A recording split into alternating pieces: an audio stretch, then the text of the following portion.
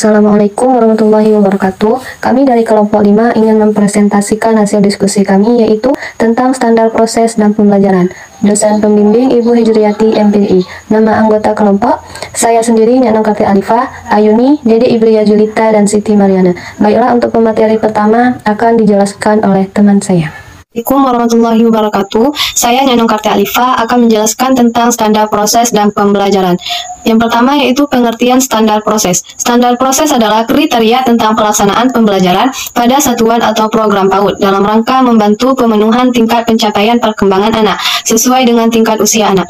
Jadi yang dikatakan dengan standar proses yaitu pengukuran atau penilaian tentang pelaksanaan pembelajaran di PAUD yang bertujuan untuk meningkatkan pencapaian perkembangan anak sesuai dengan tingkat usia anak, baik dari usia 0 sampai 6 tahun. Dengan adanya standar proses ini, kita dapat meningkatkan pencapaian perkembangan anak. Standar proses pada anak usia dini itu terbagi menjadi 4. Yang pertama, perencanaan pembelajaran. Yang kedua, pelaksanaan pembelajaran. Yang ketiga, evaluasi pembelajaran. Yang keempat, pengawasan pembelajaran. Baik, di sini saya akan menjelaskan poin pertama, yaitu perencanaan pembelajaran. Perencanaan pembelajaran dilakukan dengan pendekatan atau model pembelajaran yang sesuai dengan kebutuhan karakteristik anak dan budaya lokal. Jadi perencanaan pembelajaran ini yaitu pendekatan atau model pembelajaran yang akan dilaksanakan di sekolah yang disesuaikan dengan karakter anak. Contoh pendekatan pembelajaran itu seperti pendekatan Montessori, pendekatan piramida, dan pendekatan lainnya. Dan contoh dari model pembelajaran yaitu seperti model area, model art sentra, model kelompok, dan klasikal. Jadi pendekatan dan model pembelajaran tersebut disesuaikan dengan anak usia dini. Perencanaan pembelajaran meliputi 3. Yang pertama, program semester atau prosem. Program semester merupakan penjabaran dari program tahunan. Yang dikatakan dengan program semester yaitu pembagian atau penjabaran dari program tahunan. Program semester adalah program yang berisikan garis-garis besar mengenai hal-hal yang hendak dilaksanakan dan dicapai dalam semester tersebut. Jadi program semester ini yaitu hal-hal atau kegiatan yang ingin dilaksanakan atau yang tujuan yang ingin dicapai dalam semester tersebut yang dibentuk dalam bentuk prosem. Yang kedua yaitu rencana pelaksanaan pembelajaran. Ketahui dahulu bahwa rencana pelaksanaan pembelajaran ini merupakan upaya untuk memperkirakan tindakan yang dilakukan dalam kegiatan pembelajaran. Jadi yang dikatakan dengan RPP ini yaitu kegiatan apa yang ingin dilaksanakan dalam proses pembelajaran tersebut. RPPH atau yang dikatakan dengan rencana pelaksanaan pembelajaran harian yaitu kegiatan apa yang ingin dilaksanakan pada hari tersebut, yaitu pada satu pertemuan.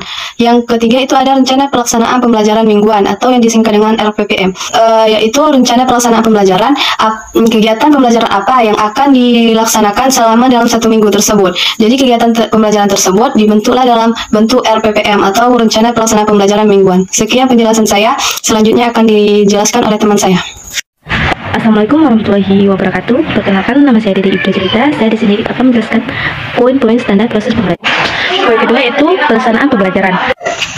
Pelaksanaan pembelajaran adalah suatu proses yang diatur sedemikian rupa menurut langkah-langkah tertentu agar pelaksanaan mencapai hasil yang diharapkan.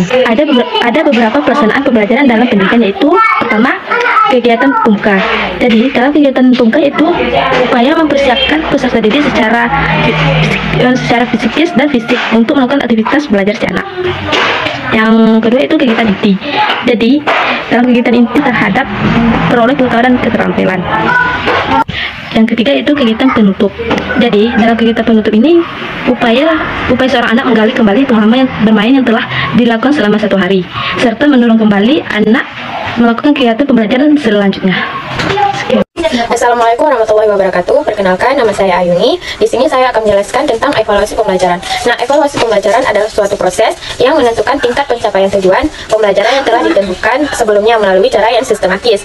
Evaluasi pembelajaran ini bertujuan untuk mengumpulkan informasi yang menjadi landasan dalam mengukur tingkat kemajuan, perkembangan, dan pencapaian belajar peserta didik, serta keefektifan pendidik dalam mengajar.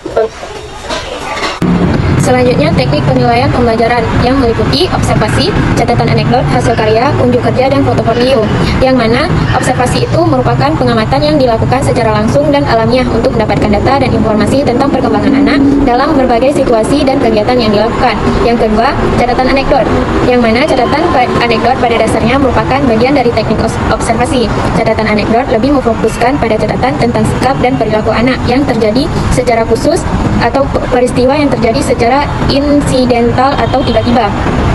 Yang ketiga ada percakapan. Percakapan yang dilakukan untuk mendapatkan informasi tentang pengetahuan ataupun dari teknik observasi. Catatan anekdot lebih memfokuskan pada catatan tentang sikap dan perilaku anak yang terjadi secara khusus atau peristiwa yang terjadi secara insidental atau tiba-tiba.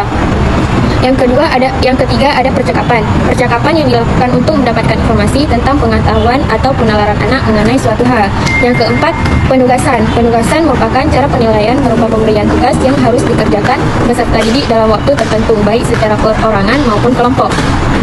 Yang kelima, unjuk kerja atau performance. Unjuk kerja merupakan penilaian yang menuntut peserta didik untuk melakukan tugas dalam pembuatan yang dapat diamati, misalnya praktek menyanyi, olahraga, menari, dan bentuk praktek lainnya. Yang keenam, ada hasil kerja. Hasil kerja adalah hasil kerja peserta didik. Selanjutnya, saya di sini akan menjelaskan tentang teknik penilaian dan pengawasan pembelajaran. Teknik penilaian itu sendiri merupakan proses pengukuran terhadap hasil dari kegiatan belajar anak. Penilaian kegiatan belajar pendidikan anak usia dini menggunakan pendekatan penilaian autentik. Penilaian autentik itu sendiri merupakan penilaian proses dan hasil belajar untuk mengukur tingkat pencapaian kompetensi, sikap spiritual dan sosial, pengetahuan dan keterampilan berdasarkan fakta yang sesungguhnya. Selanjutnya itu ada beberapa teknik penilaian, di antaranya yaitu teknik observasi dan teknik portofolio. Teknik observasi itu sendiri merupakan penilaian yang dilakukan melalui pengamatan terhadap peserta didik selama pembelajaran berlangsung atau di luar kegiatan pembelajaran.